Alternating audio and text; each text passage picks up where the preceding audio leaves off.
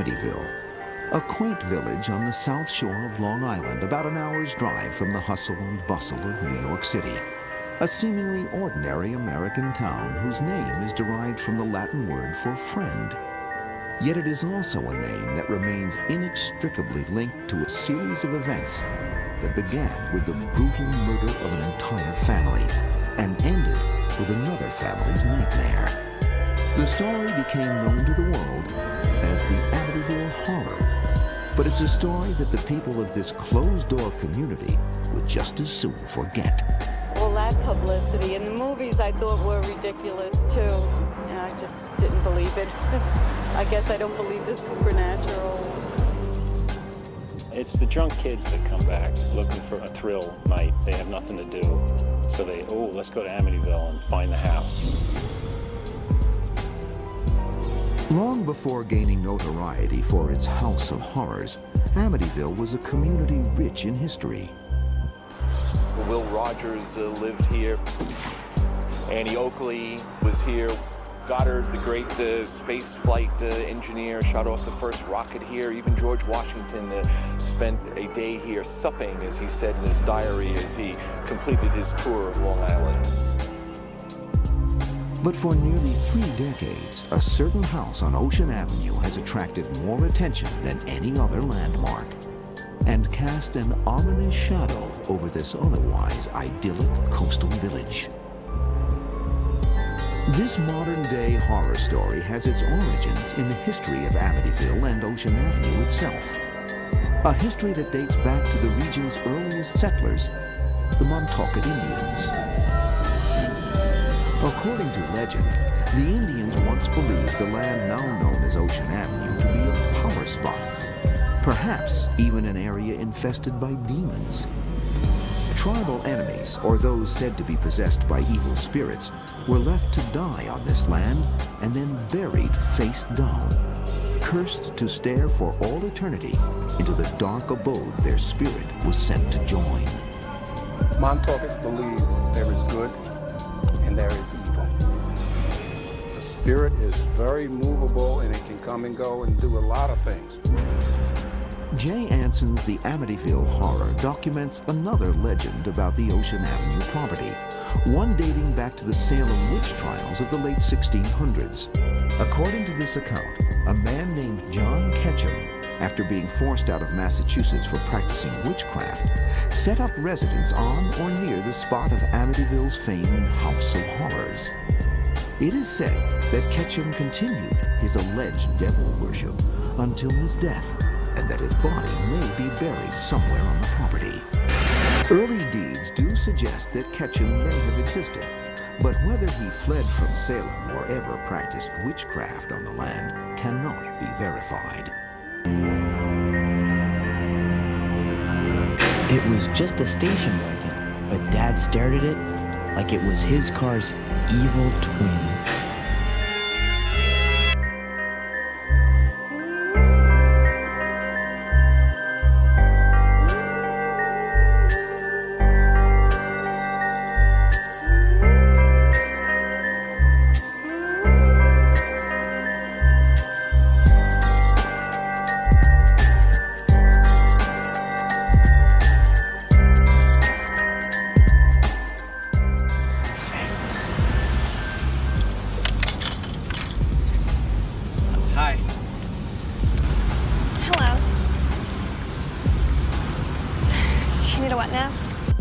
We were never able to physically connect the Ketchums who were burned at the stake in Salem, Massachusetts. But it's very interesting that there's a Ketchum Street or a Ketchum Place right in the immediate vicinity of the residence. In the summer of 1965, the house at 112 Ocean Avenue is sold to the DeFeos, a close-knit Italian Catholic family. It is a prosperous time for the city-bred DeFeos, a prosperity evidenced by their move from a small Brooklyn apartment to the 6-bedroom, 2.5-story Dutch colonial on Long Island's affluent South Shore. The DeFeos have 5 children: John Matthew, Mark, Allison, Dawn.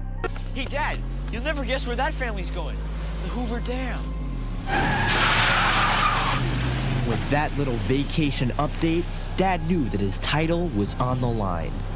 The king was going to have to fight. We got him, baby. We got him good. Did you see the look on Mr. Perfect's face when we peeled out of there? He was smiling, Don. Dawn. We gave her what we call ALZ 112. The house at 112 Ocean Avenue is ALZ 112.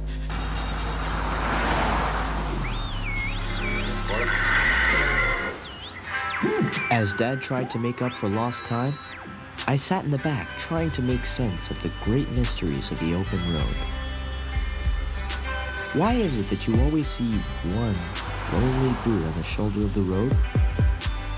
And those green signs, what are they trying to tell us? the house at 112 Ocean Avenue is sold to the DeFeos.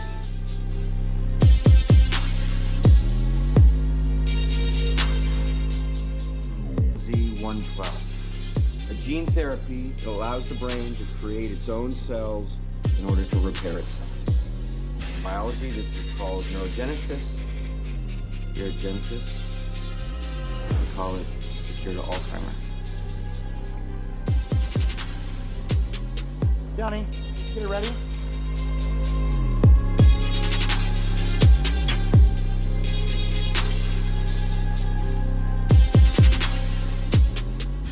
Johnny, get it ready. Johnny, get it ready. He was smiling, Don. Dawn and their eldest son, Ronald Jr., better known as Ronnie or Butch.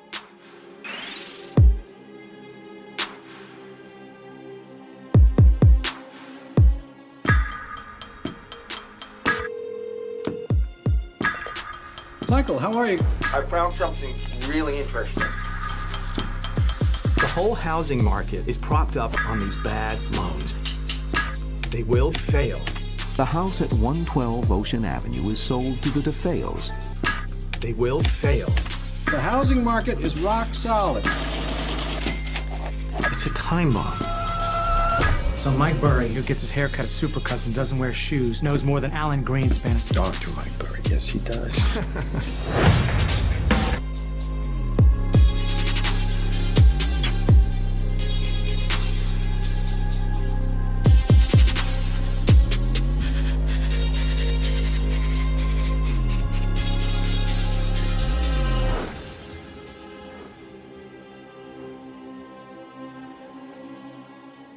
We're getting screwed by the big banks. And I am getting madder and madder. It's unbelievable.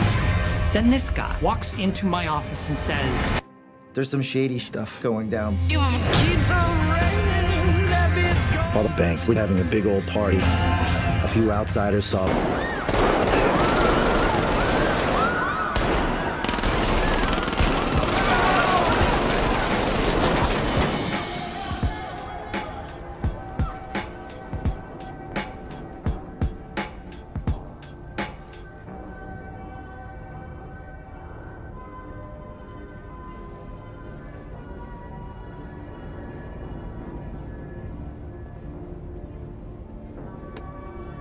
Stock exchange. There's no money you can steal. Really? Then why are you people here?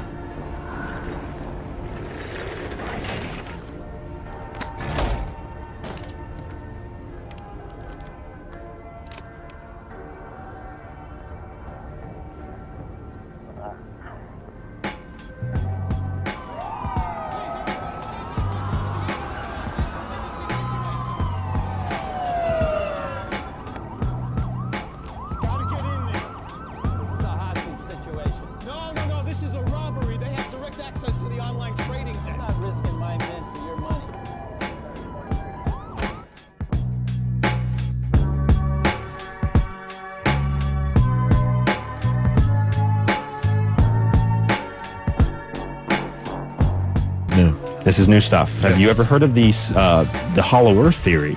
We talked about Hollow Moon last night. Have you heard about the Hollow Earth? No. You've never heard of the Hollow Earth theory? Have not. Have not. Interesting. I guess a lot of people believe that the center of the Earth is hollow, and there's a sun in the middle, which is kind of symbolic because the core is the hottest, but it's a lot of dense metals. But as I mentioned before, the hollow Earth in another way is really just caverns, within the crust of the Earth. Sure. So reportedly, these Germans discovered areas containing caves, one of which was reported to have led to a large underground lake warmed from geothermal heat. Persons in both Norway and Britain were aware of these ice-free areas, but chose to suppress the information. They left them off of maps to prevent other nations from laying claim.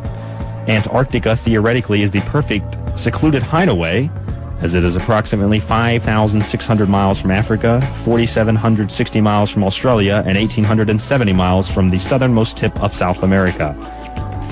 Richter and Schwabenland returned to Hamburg in April of 1939, but with war fears rising that year and Hitler's attack on Poland in September, the German expedition was quickly forgotten, all but by the higher Nazi command. By the mid-1940s, submarine bases had been built in New Schwabenland that became the sites of a great buildup of supplies and materials in addition to servicing U-boats operating in the South Atlantic. This site served as the southernmost point in a Nazi triangle of influence including South Africa and Argentina, which is where some people reported seeing Adolf Hitler and Joseph Mengele, the Angel of Death, after the war was over. This major base became known as New Berlin, or Base 211. I'm going to tell you something that's going to seem crazy. When you go through there, it's 1960.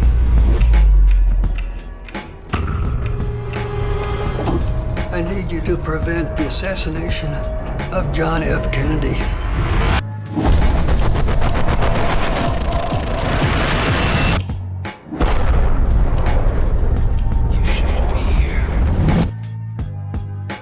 Pat Tillman was a symbol of heroism in the War on Terror, an NFL star who left behind a $3.6 million contract and his new wife to fight for his country after the attacks of September 11th.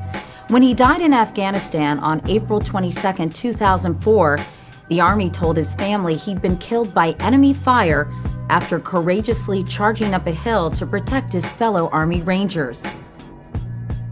By 3 p.m. on July the 10th, 1944, soldiers from the British 129th Brigade were fighting for their lives against the crack units of the 2nd SS Panzer Corps for Hill 112, the key to success in the battle for Normandy. For nearly 4 weeks, the invasion of Europe has hung in the balance as US and British allies try to break out from the beaches. The casualty figures are horrific. Britain and its allies have lost over 30,000 men.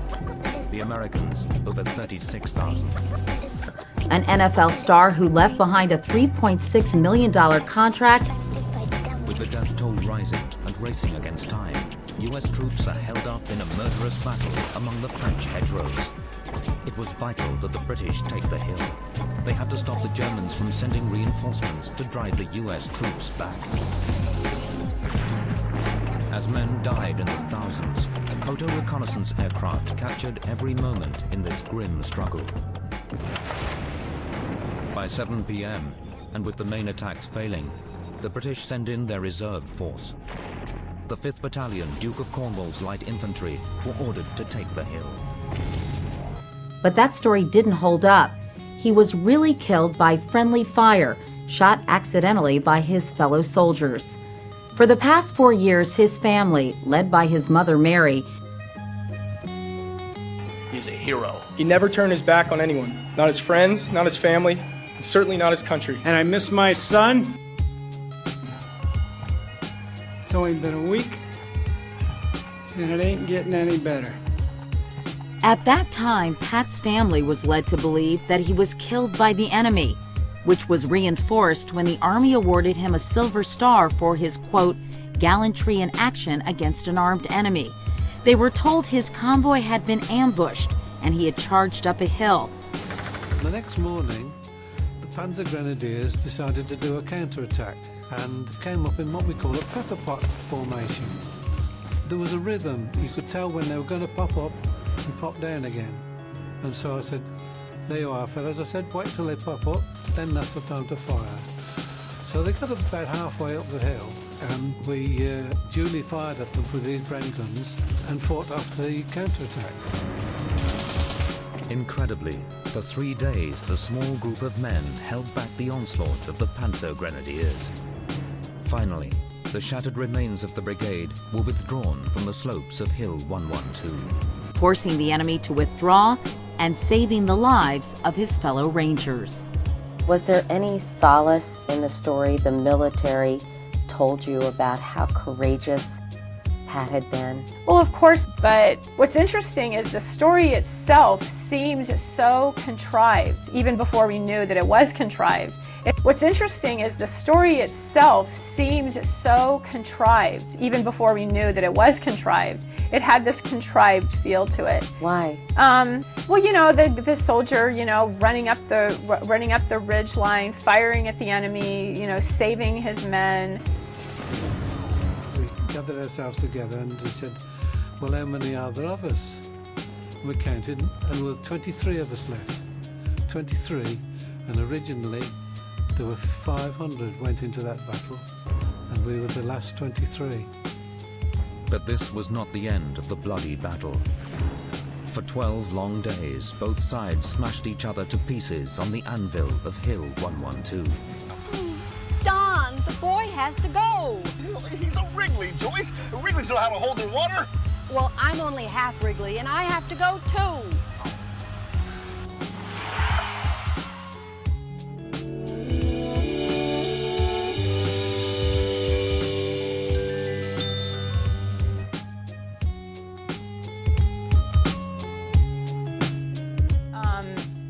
It did sound kind of like a John Wayne movie. Then, about a month later, a stunning announcement. The Army had been investigating his death and determined that Pat Tillman was killed by his own men. Well, after 8 long years, the Hoover Dam bypass bridge is complete.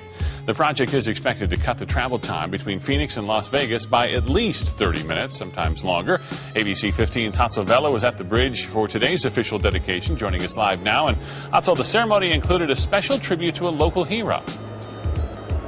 That's right, Steve. This new bypass bridge, is named partly in honor of Pat Tillman, former ASU and Cardinals football player who died in Afghanistan.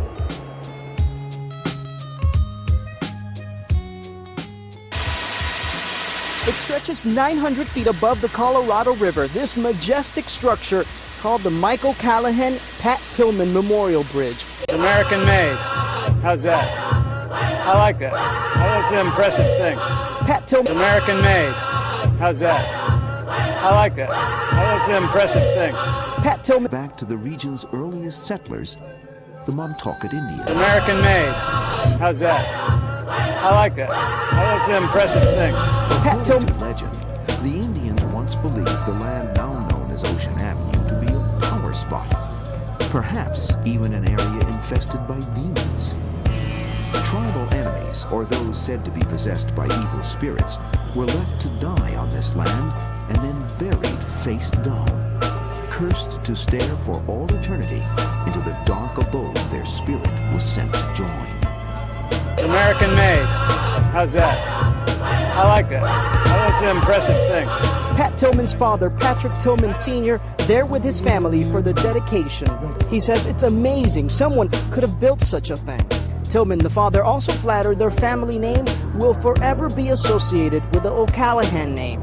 Mr. O'Callahan, he's had a heck of a life, and I think Pat would be flattered to be associated with him. I am. As for his son, Tillman joked about what he thinks he would do if he saw the bypass bridge. He'd want to jump off it and see if he could make it. While the tunneling continued, work was going on higher up in the canyon. The men here were known as high scalers, and of all the jobs on the project, theirs was the most dangerous. The work was extremely physically demanding. The men had to swing hundreds of feet down canyon walls to remove hazardous loose rock, using jackhammers and dynamite. With no modern safety measures, the men required nerves of steel. The danger of falling rock and other objects meant that the high scalers diced with death every day. The most common cause of death on site was being hit by falling objects.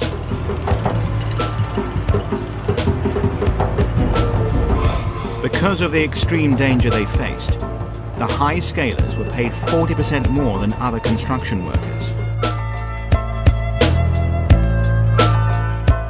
Paid 40% more than other construction workers.